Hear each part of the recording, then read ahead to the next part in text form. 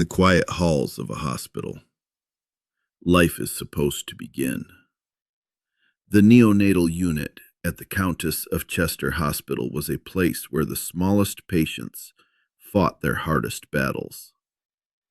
Premature babies, some weighing less than a pound, surrounded by machines, nurses, and doctors doing everything they could to keep them alive. And for years, that system worked. Until suddenly, it didn't. In 2015, doctors began noticing something they had never seen before. Babies who had been stable suddenly collapsing. Infants who were improving, dying without warning. At first, it seemed like a tragic coincidence, but the incidents kept happening again and again and again. Doctors began asking a terrifying question. Was something or someone causing it? When investigators started looking at the staffing records, a disturbing pattern appeared. One nurse seemed to be present during nearly every unexplained collapse. Her name was Lucy Letby. A young neonatal nurse described by colleagues as quiet, dedicated, and deeply committed to caring for the most vulnerable patients in the hospital. But behind the hospital walls, suspicion was growing. By 2018, police would launch a massive investigation. By 2023, that nurse would be convicted of murdering 7 infants and attempting to murder 7 more, becoming one of the most notorious killers in modern British history. But even after the verdict, the case didn't end. Because in the years that followed, doctors, statisticians, and legal experts began raising a different possibility. What if the story everyone believed wasn't the full story? What if this case wasn't about a killer hiding in plain sight, but about a catastrophic failure inside a hospital system? Tonight, on Unsaid Case Files, we examine the crimes, the evidence, and the growing controversy surrounding one of the most debated criminal cases in the United Kingdom, the case of Lucy Letby. Before the investigations, before the headlines, before her name became known around the world, Lucy Letby was simply a nurse. She was born on January 4th, 1990, in Hereford, the only child of 2 parents who, by all accounts, were deeply devoted to her. Friends later described her childhood as quiet and stable. She was known as a polite, reserved student who rarely caused trouble. From an early age, Letby told friends she wanted to work with babies. After finishing school, she enrolled at the University of Chester, studying child nursing. During her training, she completed placements at hospitals that specialized in neonatal care, environments where premature infants required constant monitoring and delicate treatment. In 2011, she graduated with a Bachelor of Science in Nursing. The following year, she accepted a job at the neonatal unit at the Countess of Chester Hospital. For Letby, it was exactly the career she had dreamed of. The neonatal unit cared for some of the hospital's most fragile patients, premature babies, some born weeks or even months before their due date. Many required breathing machines, feeding tubes, and constant supervision from nurses and doctors. Colleagues later described Letby as hardworking and enthusiastic.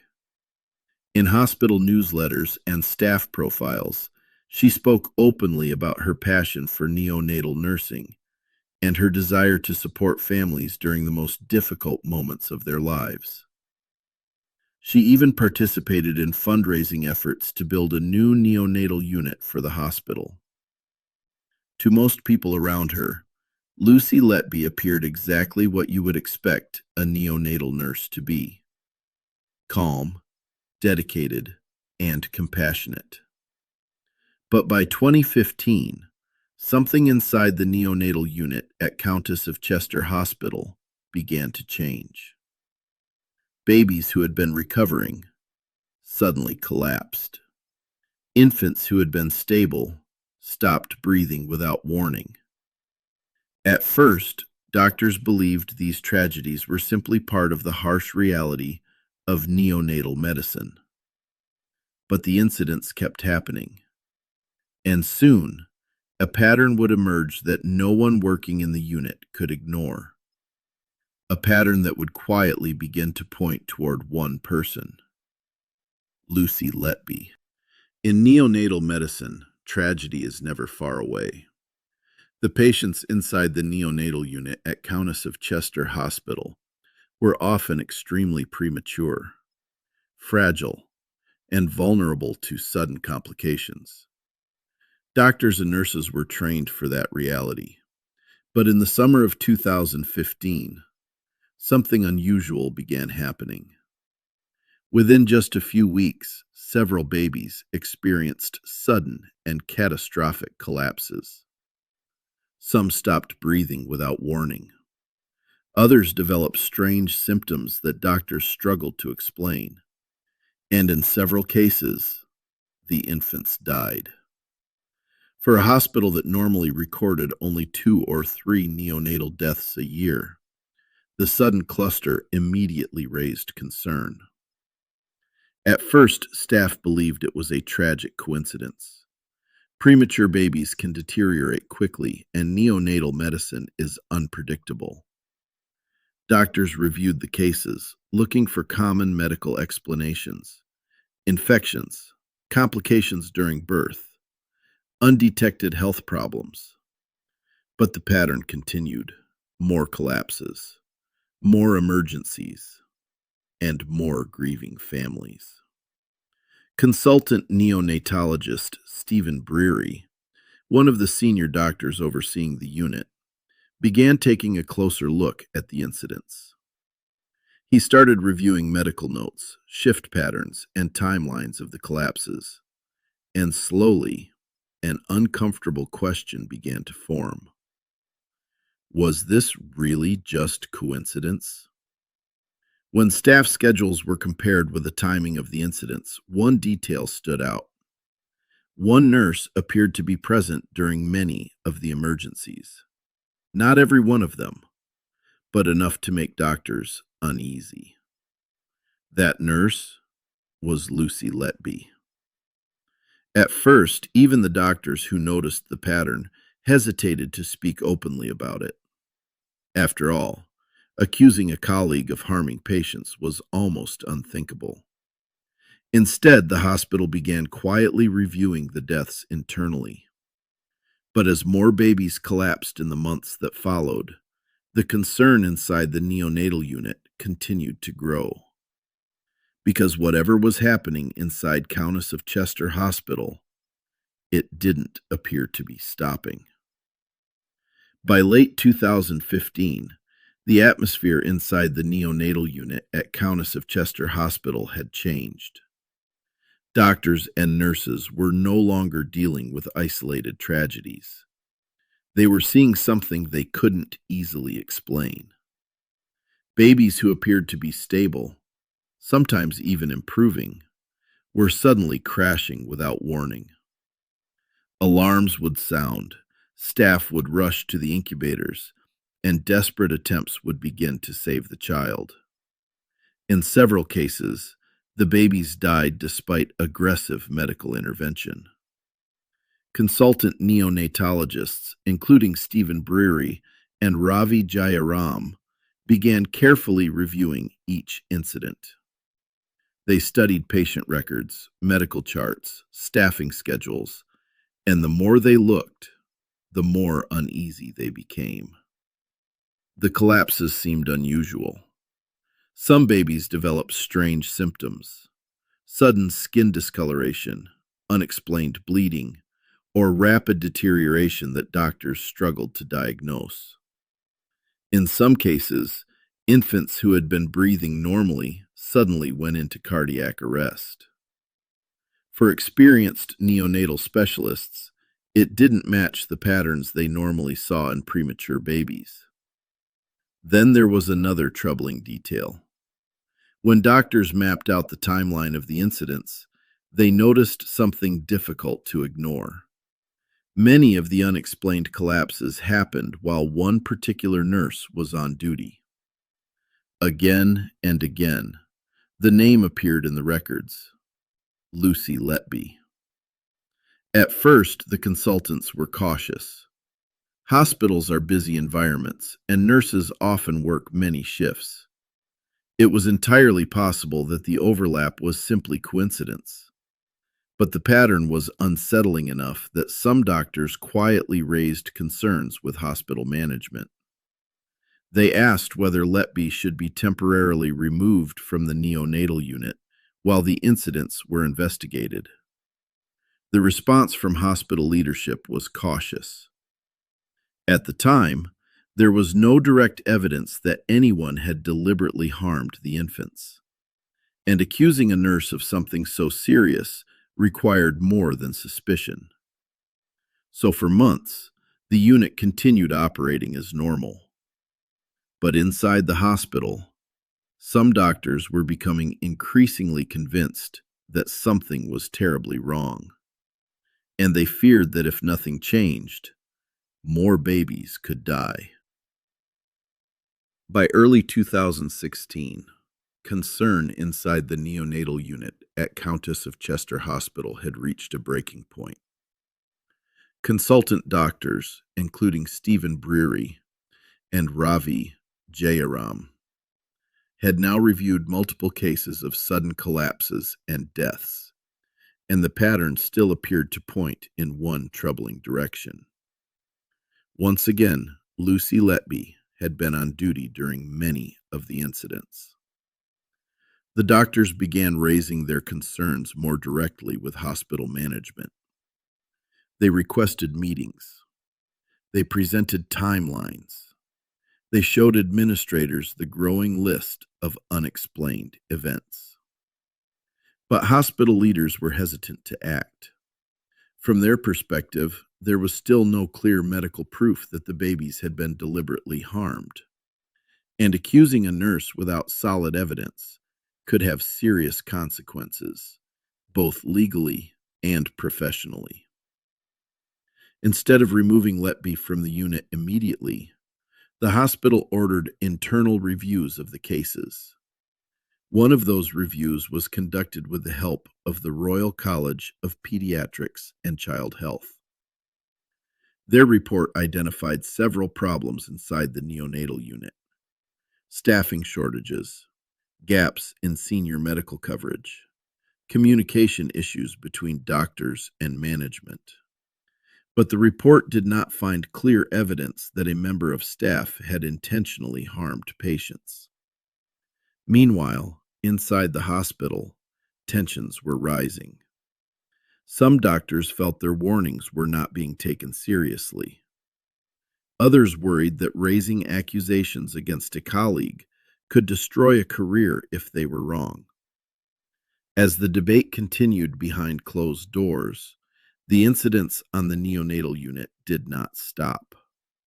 More collapses, more medical emergencies, and for the families of the babies involved, more devastating loss. By the summer of 2016, the situation had become impossible to ignore, and finally, a decision would be made that would change the course of the investigation.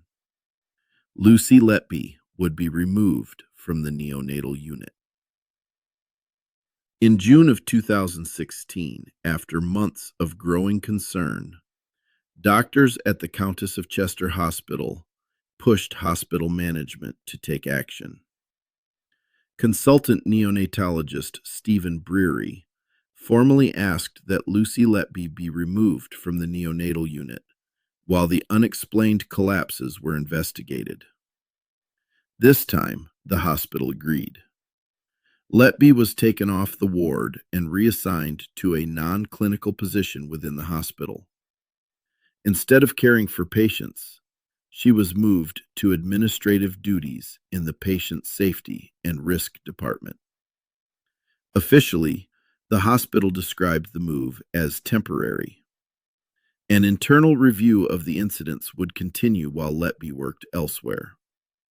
But inside the neonatal unit, something strange began to happen. The sudden collapses stopped. The unexplained emergencies that had shaken the staff for more than a year no longer appeared. For the consultants who had raised concerns, the change felt significant. If the incidents had truly been caused by natural complications, why had they suddenly stopped? But the situation was far from resolved. Behind the scenes, Lucy Letby was fighting back. She filed a formal grievance against the hospital, arguing that she had been unfairly removed from her job without evidence. An internal investigation reviewed the complaint, and in early 2017, hospital leadership made a surprising decision. They ruled in Letby's favor. The hospital concluded that the consultants who had raised concerns had acted without sufficient proof. Executives even apologized to Letby and her parents. Some of the doctors who had pushed for her removal were asked to write letters of apology. But by that point, the consultants had become convinced that something serious had happened inside the neonatal unit. And despite the hospital's decision, they were no longer willing to let the issue rest. So in the spring of 2017, they took their concerns somewhere else, to the police. In April of 2017, senior doctors from the neonatal unit at the Countess of Chester Hospital made a decision that would transform the situation from an internal dispute into a criminal investigation. After months of frustration with hospital management, the consultants contacted police. They met with officers from Cheshire Constabulary and presented their concerns about the unexplained deaths and collapses inside the neonatal unit. For the detectives listening to the doctors, the allegations were shocking. The possibility that a nurse might be harming newborn babies was almost unimaginable. But the pattern described by the consultants was serious enough to warrant investigation. Police launched a major inquiry known as Operation Hummingbird. Detectives began reviewing medical records, staffing schedules, and patient histories from the neonatal unit. They examined dozens of cases involving infants who had died or suddenly collapsed between 2015 and 2016. One of the first tasks for investigators was to bring in medical experts. Retired pediatrician Dewey Evans was asked to review the clinical notes from the cases under investigation. As Evans studied the records, he began identifying incidents he believed could not be explained by natural medical causes. In some cases, he suggested that babies may have been deliberately harmed. Air injected into the bloodstream, air forced through feeding tubes, or insulin introduced into the baby's systems. As the investigation expanded, police narrowed their focus to a smaller group of cases they believed were the most suspicious. In total, detectives began examining more than 20 incidents involving newborn babies. And once again, one name appeared repeatedly throughout the records: the same nurse who had been present during many of the unexplained collapses. Lucy Letby. By the summer of 2018, investigators believed they had gathered enough evidence to take the next step. Early one morning, police arrived at a quiet home in the city of Chester, and they knocked on the door. In the early morning hours of July 3rd, 2018, detectives from Cheshire Constabulary arrived at a home in Chester, England. Inside the house was Lucy Letby. At that moment, she was still working for the Countess of Chester Hospital, though she had been removed from the neonatal ward 2 years earlier. Police entered the home and arrested her on suspicion of multiple counts of murder and attempted murder involving infants in the neonatal unit. She was taken into custody for questioning, but the arrest was only the beginning.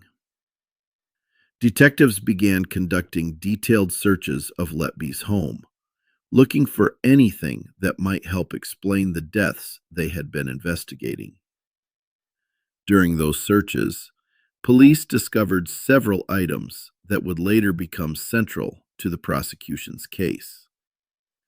Among them were hundreds of confidential hospital documents. These included patient handover sheets, paperwork used by nurses to track the condition and treatment of babies during their shifts. In total, investigators found more than 250 of these documents inside Letby's home. Some of them related directly to infants who had died or collapsed during the investigation period. Police also discovered handwritten notes. On some of those notes were disturbing phrases written in pen. "I am evil. I killed them on purpose. I don't deserve to live." Investigators would later argue that the notes suggested guilt. But Letby told police the notes reflected her emotional distress after being accused by colleagues and removed from the neonatal unit. She denied harming any babies.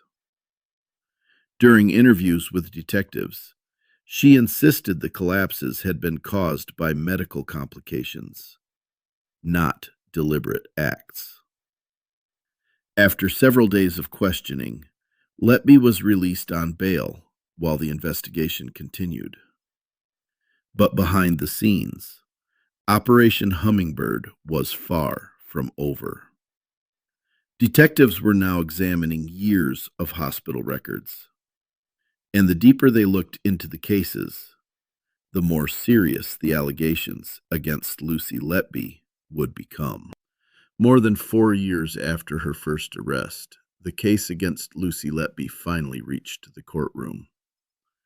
On October 10th, 2022, the trial began at Manchester Crown Court. Letby faced a series of devastating accusations. Prosecutors alleged that she had murdered 7 infants and attempted to murder several others while working in the neonatal unit at Countess of Chester Hospital between 2015 and 2016. Because of the sensitivity of the case, the babies involved were identified only by letters: baby A, baby B, baby C, and so on. Over the months that followed, the jury heard testimony from parents, doctors, nurses, and medical experts. Prosecutors argued that the deaths were not natural tragedies. Instead, they claimed the babies had been deliberately harmed. In several cases, the prosecution alleged that air had been injected into the baby's bloodstream, a condition known as an air embolism. In other cases, they claimed insulin had been introduced into the baby's systems. The prosecution also presented a chart showing that Letby had been present during many of the unexplained collapses. To them, the pattern was clear. They argued that Lucy Letby had used her position as a neonatal nurse to attack the most vulnerable patients in the hospital. But the defense told a very different story. Letby's lawyers argued that the neonatal unit had been struggling with serious problems: staff shortages, equipment issues, and high-risk premature infants requiring complex care. They said the prosecution had built its case on assumptions rather than direct proof. There was no witness who had seen Letby harm a baby, no video, no clear forensic evidence. The defense argued that the tragedies inside the neonatal unit were the result of systemic problems, not a single individual. For nearly 10 months, the trial continued. Dozens of witnesses took the stand. Thousands of medical records were examined, and the jury listened as two completely different explanations for the same events were presented. Eventually, the case would come down to one question: did the evidence prove that Lucy Letby had murdered the babies, or had something else gone wrong inside the hospital? After nearly 10 months of testimony, arguments, and medical evidence, the trial of Lucy Letby was finally coming to an end. Inside Manchester Crown Court, the jury had listened to one of the most complex medical murder trials in British history. They had heard from grieving parents, consultant doctors from the neonatal unit at Countess of Chester Hospital, police investigators, and expert witnesses who offered competing explanations for how the babies had died. Now the decision rested with 12 jurors. The jury deliberated for more than 3 weeks. One by one, they worked through the charges involving infants identified only as Baby A through Baby Q. On August 18th, 2023, the verdicts were delivered. The jury found Lucy Letby guilty of murdering 7 infants. They also found her guilty of attempting to murder several others. On 2 charges of attempted murder, she was found not guilty. And on several counts, the jury was unable to reach a verdict. For the families of the victims, the verdict brought a sense of justice after years of uncertainty and grief. 3 days later, Letby returned to court for sentencing. The judge described her crimes as a cruel and calculated campaign of child murder. She was sentenced to life imprisonment with a whole life order, the most severe punishment available under English law. It meant she would never be released from prison. Lucy Letby chose not to attend the sentencing hearing. Instead, the statements from the victims' families were read aloud in the courtroom without her present. For many people, the case seemed closed. A nurse who had betrayed the trust placed in her, convicted and imprisoned. But outside the courtroom, a new debate was already beginning. Because in the months that followed the verdict, some experts began asking a different question. What if the jury had been given the wrong explanation for what happened inside that neonatal unit? After the conviction of Lucy Letby, the case seemed settled. A jury had heard months of evidence at Manchester Crown Court, and the judge had imposed one of the harshest sentences possible under British law. For many families, the verdict brought a sense of closure. But outside the courtroom, the debate about the case was far from over. In the months that followed the trial, a growing number of medical and statistical experts began reviewing the evidence that had been presented to the jury. Some of them focused on the medical explanations used during the trial, particularly the claims that certain infants had died from air embolisms or insulin poisoning. One of the most prominent voices raising concerns was Shu Lee, a neonatologist whose research had been cited during the prosecution's case. Lee later said he believed the study had been misunderstood. In 2025, he helped organize a panel of 14 international medical experts to review the medical records from the cases. After examining the evidence, the panel reached a controversial conclusion. They said they found no clear medical evidence of murder. Instead, they argued that the deaths and collapses could potentially be explained by natural medical complications or problems within the hospital itself, including staffing shortages and delays in treatment. These findings quickly sparked debate across the United Kingdom. Some doctors and legal experts began questioning whether the evidence used during the trial had been interpreted correctly. Others strongly defended the jury's verdict and the conclusions reached by investigators.